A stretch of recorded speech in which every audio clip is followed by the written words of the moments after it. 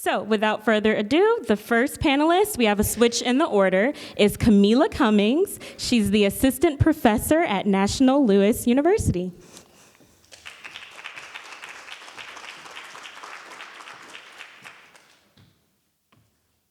Good morning, everyone. Bear with me, I kind of lost myself last night at that concert, so whatever.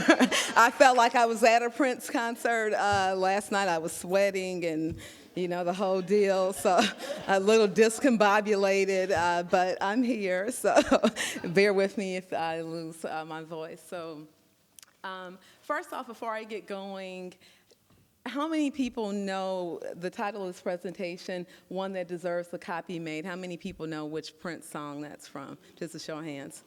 Okay, all right, we got some real purple folks up in here. I asked because my twin sister, Cabria, when I was working on this, she was like, now, at some point, are you gonna say the song for the people who don't know? And I was like, if they don't know, they should know, but you will know by the end. So my presentation is One That Deserves a Copy Made, Prince, Batman, and New Black Masculinity in 1989. So I'm working with a different thing. Oh, perfect. Okay, so first we can take a moment and just look at how fine he is. All right, so from that, all right. So now that we got that out of the way. So this, as I started working on this presentation, I was thinking about images of black masculinity, particularly in the 1980s as Prince was making his ascent to superstardom, and then at the close of the decade when he was transitioning from 80s Prince to 90s Prince. And I started doing research in terms of what was being written or discussed at that time in terms of black masculinity. And I found this book by Robert Staples entitled Black Masculinity, the Black Male's Role in American Society. And this quote just stood out to me. It said, "Rarely has a black man been presented as sensitive, honest, insightful, and intelligent." And I thought, oh, he's talking about Prince.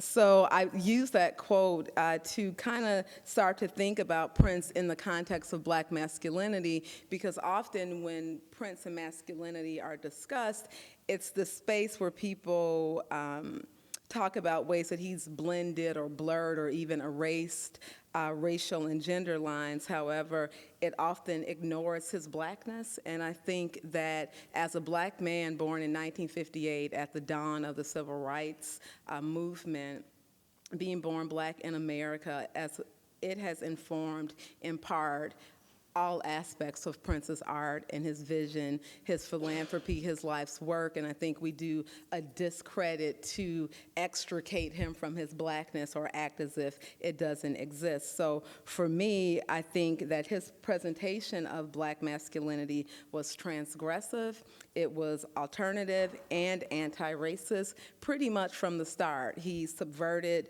hegemonic norms and offered a progressive model for black masculinity. And to me, he was that rare image of a black man that Staples described in 1985. So if we look at black masculinities, and I was trying to keep it 1989, so some of us old heads remember some of these things as they took place. So as we look at these images of black masculinity from 1989, I think about, again, as Staples said, the image conveyed of black men in the dominant media can best be characterized as irresponsible, hypersexualized, hustlers, and violent. And if you think about it today, the kind of majority of images of black men have not deviated much from those that he described over 30 years ago. So he says the cultural image is usually one of several types. The sexual super stud, so Big Daddy Kane, you know, 1989, you had a lot of the sexual super stud persona coming out in hip hop. Bobby Brown was doing his thing with Don't Be Cruel, so again, there was a lot of that. Then you had the athlete, Michael Jordan, Magic Johnson, that thing going on, Mike Tyson, and then the rapacious criminal. So it's yet to be named gangster rap, but gangster rap is starting to take a foothold in 1989 as well, because in 1988, the Straight Outta Compton album came out from NWA. So at this space, we're really seeing what Staples described.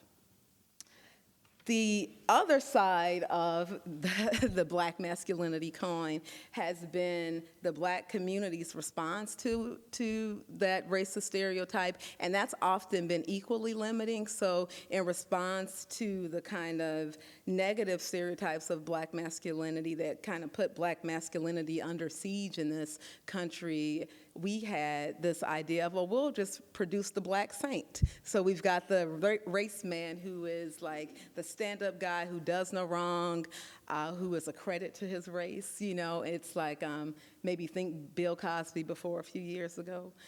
So it's this idea that we've got something that opposes the negative that you've seen, right? And so the problem with that is, again, this supposedly positive alternative is equally restrictive, and in another way it's problematic because it reaffirms, reinscribes these hegemonic norms that are often not feminist and not progressive. Whoops, let's go back one. So if we think of, does someone just take a moment to, I know. It's too much, I heard you. I feel you, sister. I feel you. Yeah, there was a lot of drool in making this presentation. So when we look at progressive Black masculinities, and bear with me, I'm just going to read a couple of things here. So in her groundbreaking book, Progressive Black Masculinities, Athena Matua theorizes that progressive Black masculinities, on one hand, personally eschew and actively stand against social structures of domination. On the other, they value, validate, and empower Black humanity in all its variety as part of the diverse, multicultural humanity of others in the global family. That's Prince in a nutshell. So as I was reading this book and just thinking about the different phases of his career, I was like, Prince has been a progressive Black masculinity. That is what he has presented to us. She asserts that progressive Black men take action in active and ethical ways against all systems of domination that limit the human potential of the Black masculine self and others. And as I think about Prince and his career, he did that. He took action against ideas of domination and systems of domination, whether it was his fight against the record company and its domination, or these images, these dominant images that restricted Black masculinity. Another key aspect of progressive Black masculinities that Prince represented is being pro-feminist and anti-sexist, as well as affirming male humanity, the right for men to be men in all the different ways that they could express themselves. So, New Black Man, what is New Black Man? So, in 2005, cultural critic and scholar Mark Anthony Neal published the book New Black Man, and in 2015 they did a 10th anniversary edition of it. And so what he theorized or conceptualized as a new Black man is a Black man who comprises the complexities and contradictions of Black masculinity. He looks at Black masculinity as something that's always evolving and something that's under construction. And so he says that New Black Man is about resisting being inscribed by a wide range of forces and finding a comfort with a complex and progressive existence as a Black man in America. So it acknowledges these multiple identities that exist in Black men and their right to express them. So I don't have to be confined by the negative stereotypes of the dominant culture if I'm a Black man, but then I also don't have to be restricted by having to be the Black saint, you know. So when you think about Prince, in this context, I think, well, you know, decades before this book was even published in 2005, Prince was modeling this. He was that new Black man. He was exploring the complexities, the contradictions, and the ever-evolving state of being a Black man in America in particular, but in the world in general. So when we look at Prince, I am just too fast on that button. I heard somebody's calling Jesus over here. We're having church a day early. All right, so when we think about Prince and new Black masculinity, this quote from Kevin Talmer Whitner Jr., he has an excellent piece in the Howard Journal of Communications book journal, special issue, Prince in and as Blackness, where he actually is one of the first people I see thoughtfully explore Prince's portrayal of masculinity within the context of blackness. So it's a great piece, and I love this quote. He says, "Prince presented us with a seemingly endless catalog of musical and performative works that showcase, not transcend, the complexity of blackness, masculinity, and their cultural intersections." And if you think about it, Bell Hooks, in her book, We Real Cool, Black Man and Masculinity, argued when black males have not been able to achieve in the world of sports, they have looked to the world of music as a site of possibility, a location where alternative masculinity could be expressed. So if you think about it, Prince is one in a long line of black male musicians who were presenting us with alternative masculinities, starting with his own father, a jazz musician. Jazz was a place where black men could present an alternative masculinity. And then you think about his influences, people like Little Richard, Sly Stone, Jimi Hendrix, George Clinton in Parliament Funkadelic. He was carrying forth or progressing in presenting alternative views of black masculinity. So he took the best of the progressive black men who came before him, but I think what, again, sets him apart from them is that he continued this evolution that Neil talks about with his embrace of feminism. So where they didn't embrace feminism, Prince was a black male feminist before scholars coined that term. He was exhibiting that. So that is also why it's important to not, have the simple narrative of, oh, he just transcended race. Again, race is such an important part of Prince and his depiction of masculinity that it's important to have that in tow.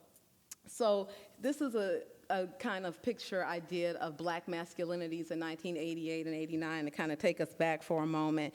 And really, black masculinities in 1989 were just a mixed bag. It was kind of like the black man buffet in 1989. You had, if you wanted the thug, you had the thug. If you wanted, the good boy, you had the good boy. You had colors the year before. So we had gang culture being West Coast gang culture being presented as a form of the rapacious criminal that Staples talked about. You had Babyface, and for some reason, Surface had a lot of, sorry, Surface fans, but they had a lot of hits on the R&B charts. I was like, it was 1989. MC Hammer.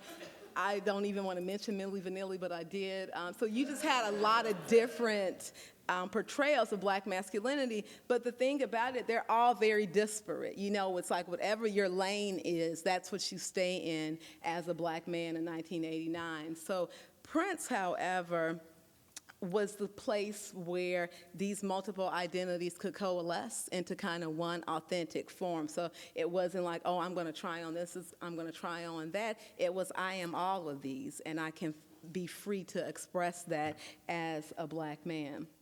So when we get to the Batman soundtrack in 1989, it didn't sound like anything that was out there at the time. So when we look at him in black masculinity, this quote from Neil, with regard to myriad identities that exist in the same black male bodies, Prince portrayed on Batman multiple characters. So he was the voice of Batman, he was the voice of the Joker, he was the voice of Vicky Vale. So here he is assigning different characters to his own words, to his own thoughts. So it's, I can be masculine, I can be feminine, I can be the hero, I can be the villain, I can be all these things. He had these multiple identities in the music genres on Batman. It's funky, it's rock, it's pop, it's R&B, it's dance, it's electronica. So again, this kind of boundless blackness that Whitner talks about in terms of his expressions of masculinity. The videos, he's got Bad Dance going,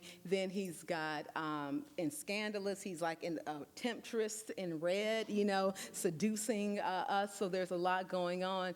But in his lyrical content, I wanted to point out the future because this song, I think, speaks to Prince in terms of his progressive black masculinity and his concern about his community, the black community. So if you think about what was going on in 1989, I already talked about Straight Outta Compton coming out, Two Live Crew were as nasty as they wanted to be in 89, the Ghetto Boys were out. So you've got this shift happening in hip-hop that's becoming, I don't want to say a toxic masculinity because hip-hop masculinities can be progressive, progressive. But I think Prince was concerned about the way that these men were reinscribing and reinforcing negative stereotypes that would ultimately have a negative impact on the community. So I love the lines that I highlighted there: the systematic overthrow of the underclass, Hollywood conjures images of the past. So he's thinking about that. He says, flashing a loaded pistol, too dumb to be true. Somebody told him playing cops and robbers was cool.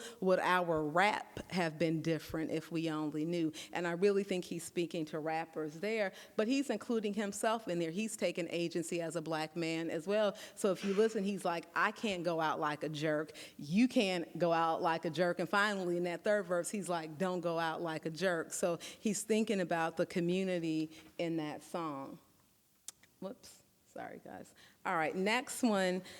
The multiple identities, again, a lot of people are going to talk about the music, so I'm not going to go too deep on the music. So what I do want to point out here is that love and sex, I think, are two areas where Prince really presents this rich and diverse range of black masculinities that Neil was talking about. If you look at just the list of songs, he traverses these topics in just myriad ways. So one moment he wants to fill you up, on the next one, and just walk away. The next one, he is, on Scandalous, he wants to be your fantasy. So he's moving away from this idea that as a man, I always have to be dominant sexually. So in some spaces, he's dominant. In others, he's like on Scandalous, where he says, hey, anything, is acceptable. Just ask me and I'll try it. So he's presenting these different ways of being sexually. He's romantic. On D'Angelo's favorite song, Arms of Orion, he's searching for a lover in a sea of tranquility. But so there's a lot going on. He talks about monogamy. He talks about safe sex, with 200 balloons. There's just a lot going on in the ways that he explores sexuality and love in ways that most black male artists were not doing at the time in 1989. So again, he's willing to express black masculinity that is not bound by a definition of how he could be in terms of love and sex. Karen is going to talk about his fashion. All I'm going to say about his look in terms of new black masculinity is that I never remember a year where Prince underwent so many different changes in his appearance as he did in '89. It's like he was looking for a look, and then he got that beard, and it was all over. So it was like... but you see, there was a range going on, right, in terms of his looks. He was costuming as Batman. He was letting the hair do what it wanted to do. So there's a lot going on in terms of his look. But then finally, I want to get to the new tour. So the new tour, I call it, New Black Masculinity Live and in Living Color, because on this tour, we got to see Prince because he's doing a retrospective. He's not touring for a particular album. He's got Batman going, but he's also got Graffiti Bridge. The thing about this tour to me is when we look at Neil's definition, he says, new black man has a precedent in the bodies of black men who had a comfort in their masculinity. When you look at Prince's physical appearance, his wardrobe, the song selection, even the choreography on that tour last night, I don't think I have ever seen a black man more comfortable in his masculinity than Prince. On that tour, he adds a level of aggressiveness and hypermasculinity that we didn't see, and I know that was influenced by the times of what was happening in hip hop. But again, he's Prince, so there's this mix going on there. He balances it with, it's like he was kind of doing ballet at one point. He's pumping the ground, he's doing ballet. He's saying, "Do me, baby," and then the next minute he's like, "I want to bust that body." But again, being a pro-feminist, he could say, "I want to bust that body," at the same time that he's introducing the world to Candy Dulfer and Rosie Gaines in that band, and he let Rosie Gaines take over that stage a couple of times. So again, we're seeing these complexities, the contradiction. Some ways he's progressive, but then even on Bambi, he's telling a lesbian she needs him. So there are ways that there's regressiveness there in terms of his ideas with that song. But again, that's the thing, as Neil pointed out, it's not about a positive image. It's about an image that is free to embrace the complexities and the contradictions of being a black man. So when we come to, whoops, I'm just too fast. So when we come to the end, coming back to that quote, so it's from the song Vicky Waiting, and he talks about his lover wanting children, and he says, the talk of children still frightens me. Is my character enough to be one that deserves a copy made? This I one day hope to see. And when I think about Prince, I think about when Mark Anthony Neal wrote after he passed, well, after he transcended, he said that Prince's persona was the one that pushed non-traditional boundaries around gender, sexuality, and race. He said, we shouldn't let Prince's ruffles obscure the fact that in art, business, and philanthropy, he kept an investment in the Black aesthetics and communities that provided him with both his voice and vision. Prince was that shining example of a Black person who had won his freedom on a number of levels. I will add that one of the many levels was in his depiction of Black masculinity. He wasn't going to let anybody define what Black masculinity was for him, and the way that he presented it, it was complex, it was contradictory, but it was also liberating, I think, for a lot of the Black men who were influenced by him, and for the Black girls like myself who, you know, in 1989, I didn't want to date Eazy-E or Theo Huxtable. I wanted Prince. I was just too young. So, you know, he showed me that there was an option between Ice-T and Dwayne Wayne. So in that, I'll just say, in that, I'll just end saying that yes, his character, yes, Prince, your character is one that deserves a copy made. You know, it needs to be cloned, packaged, and drop shipped around the world. So that's it. Thank you.